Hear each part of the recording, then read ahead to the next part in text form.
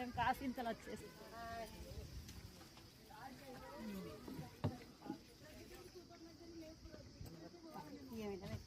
కాసింతలకు వచ్చినాము.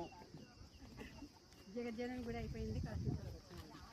హాయ్, కాసింతలకు వచ్చినాము. జగజ్జనని గుడి అయిపోయింది. కాసింతల టెంపుల్కి వచ్చినాము. హాయ్, కాసింతలు వచ్చామండి ఈరోజు. హాయ్, కాసింతలకు వచ్చాము. చిత్రకళ బాగా చేస్తుంది. హాయ్, కాసింతలకు వచ్చామండి. హాయ్,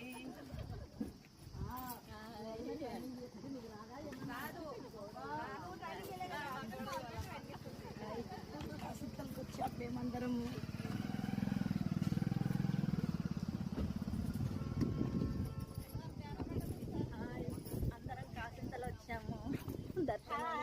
యోగా మెంబర్స్ అంతా కాసింతలు వచ్చాం.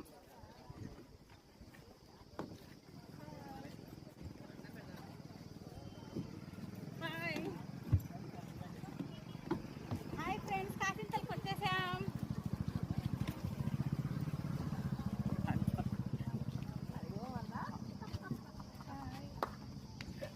కాసింతల క్షేత్రానికి పట్టుకుంటే మీరు వేరండి. హాయ్ ఫ్రెండ్స్, మేమంతా కాసింతలకు వచ్చాము. మా యోగా మెంబర్స్ అంతా కలిసి వచ్చామండి. హాయ్ ఫ్రెండ్స్, నేను కాసింతలకు వచ్చి. హాయ్ ఫ్రెండ్స్, శ్రీమాత్రే నమః. మేము కాసింతల క్షేత్రంకి వచ్చామండి.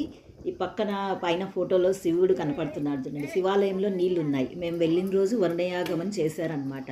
అక్కడ ఏమంటే పాతకాలంలో ఊర్లలో వర్షాలు పడకపోతే శివాలయానికి గర్భగుడికి ఒక సగం దాకా గోడ కట్టేస్తారు. అక్కడ నుంచి వాకిట్లో నుంచి లోపలికి నీళ్లు పోస్తారనమాట. అట్లా నీళ్లు పోస్తే స్వామికి మునిగే వరకు పోస్తారు. వానలు పడినప్పుడు ఊర్లలో ఇలా చేస్తారండి, శివాలయంలో చేస్తారు. ఈ కాసింతల క్షేత్రం ఏమంటే కాశీ నుంచి శివుడు కొట్టుకొచ్చాడని కాసింతల క్షేత్రం అని పేరు వచ్చిందంట అండి. శ్రీమాత్రే నమః.